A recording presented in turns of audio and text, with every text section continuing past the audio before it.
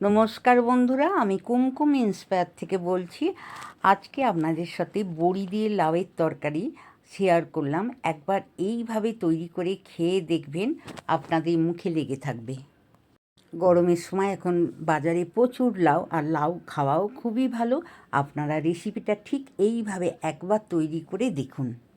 এই রেসিপিটা খুবই তাড়াতাড়ি হয়ে যাবে। আপনারা কুকারেতে একবার শুধু তৈরি করে নিন, এইভাবে খেয়ে দেখুন, আপনাদের খুবই ভালো লাগবে আর অফিসের ভাতেও দিতে পারবেন। এই রকম সুন্দর লাউয়ের একটা রেসিপি হলে তো আর কথাই নেই, ভাত রুটি সব কিছু দিয়েই তৃপ্তি করে খাওয়া যাবে। এতটাই সুন্দর গন্ধ, আদা আর হিং দিয়ে সুন্দর একটা গন্ধ ভেসে আসছে। এখানে দেখতেই পাচ্ছেন একটা গোটা লাউ বাজার থেকে নিয়ে এসেছে। আমি এটা পুরোটা রান্না করব না, আজকে অর্ধেকটা করব, অর্ধেকটা আমি পরের দিনে চিংড়ি মাছ দিয়ে তৈরি করব। আমি গোটা লাউটা থেকে আমি এটাকে অর্ধেক করে নিয়েছি। অর্ধেক করে এখন আমি খোসা ছাড়িয়ে টুকরো করে কেটে নেব। এখন আমি লাউগুলোকে ছোট টুকরো করে নিয়েছি, যাতে আমার কাটতে সুবিধা হয়। বঁটি দিয়েই হোক আর ছুরি দিয়েই হোক, কাটতে খুব সুবিধা হবে ছোট করে নিলে। লাউটা আমি আলু ভাজার মতন লম্বা করে সরু সরু কেটে নিয়েছি। আপনারা বড় বড় কেটেও নিতে পারেন। আবার লাউটাকে আপনারা আগের দিনও কেটে রেখে দিতে পারেন, কৌটোর ভেতরে পুরে রেখে দেবেন। লাউয়ের তরকারিটা তৈরি করার জন্য আমি এখানে তাড়াতাড়ি করার জন্য কুকার ব্যবহার করলাম।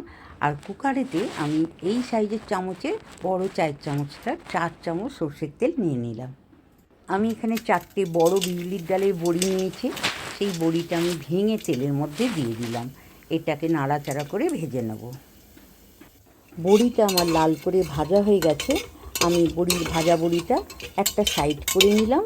আর যে তেলটা আছে সেই তেলের মধ্যে হাফ চামচের মতন 5 ফোড়ন দিয়ে দিলাম। বড়ি 5 ফোড়ন ভাজা হয়ে গেছে। এখন আমি 4টে কাঁচা লঙ্কা এর মধ্যে দিয়ে দিলাম। আজকে লাউয়ের তরকারিটা কাঁচা লঙ্কা দিয়ে আমি তৈরি করে নেব। আমি লাউয়ের তরকারিটা বড়ি দিয়ে তৈরি করছি, আর কেটে রাখা লাউটাও এর মধ্যে দিয়ে দিলাম। আপনারা চিংড়ি মাছ দিয়ে করতে পারেন, চিংড়ি মাছটা আগের দিনও ভেজে রাখতে পারেন, বা এই যে বড়ি ভাজলাম সেই সময় আপনারা চিংড়ি মাছটা ভেজে কেটে রাখা লাউটা এর উপরে দিয়ে দেবেন। কেটে রাখা লাউয়ের কুচোগুলো আমি সব কুকারের মধ্যে দিয়ে দিলাম। আমি এর মধ্যে কোনো জল দেবো না, লাউতে এমনি জল দরকার লাগেও না। আমি ভালো করে নাড়াচাড়া করে লাউটা ভালো করে নাড়াচাড়া করে এর মধ্যে দিয়ে দিলাম হাফ চামচ আদার পেস্ট, আর দিলাম 2 চিমটির মতন হিং। হিং আর আদা দিয়ে লাউয়ের তরকারি খুবই সুন্দর খেতে হয়। ভালো করে নাড়াচাড়া করে নিলাম। এখন দিয়ে দিচ্ছি স্বাদ মতন লবণ, আর দিয়েছি সামান্য একটু হলুদের গুঁড়ো। হলুদের গুঁড়োটা আগে দিয়ে ফেলেছিলাম, তাই আমি মাপটা দেখিয়ে দিলাম কতটা পরিমাণ দিয়েছিলাম। আদা হিং হলুদ সব কিছু দিয়ে ভালো করে লাউটাকে একবার নাড়াচাড়া করে মিশিয়ে নিলাম। আর দিচ্ছি সামান্য একটু চিনি। লাউতে একটু নিরামিষ তরকারি টেস্টি হওয়ার জন্য দিলাম, আপনারা যদি মিষ্টি না খান দেবেন না। এখন আমি কুকারটা বন্ধ করে দিলাম। কুকারটা আমি গ্যাসের মধ্যে বসিয়ে 3 থেকে 4টে সিটি আমি এর মধ্যে দিয়ে দিলাম। দেখুন সিটিগুলো এখন বাজছে। 3টে সিটি বা 4টে সিটি হলেই নামিয়ে দেবেন। কুকারটা যদি তাড়াতাড়ি খোলার থাকে কলপারে নিয়ে একটু ঠান্ডা করে নিন জল দিয়ে। দেখুন আমি ঠান্ডা করে নিলাম। কুকারটা ঠান্ডা হয়ে গেছে, আমি ঢাকনা খুলে ফেললাম। দেখুন লাউয়ের তরকারিটা কত সুন্দর হয়েছে। আমি একটু হালকা হলুদ দিই, আপনারা যদি বেশি দেন দিতে পারেন।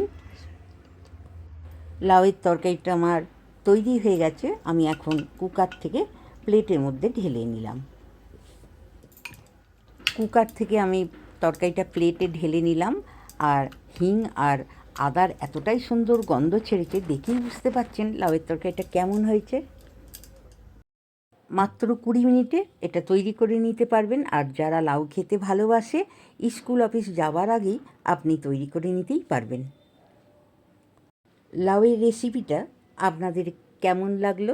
ভালো লাগলে অবশ্যই একটা লাইক করবেন, কমেন্ট করে জানাবেন, আর বন্ধুদের মধ্যে শেয়ার করবেন। আমার চ্যানেলে নতুন বন্ধু হলে চ্যানেলটি সাবস্ক্রাইব করে আমার পাশে থাকবেন। অবশ্যই একটা লাইক করতে ভুলবেন না।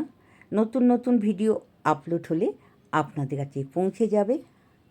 আর যে সকল বন্ধুরা আমার পাশে সবসময় আছেন তাদেরকে জানাই অসংখ্য ধন্যবাদ। ভালো থাকবেন। নমস্কার।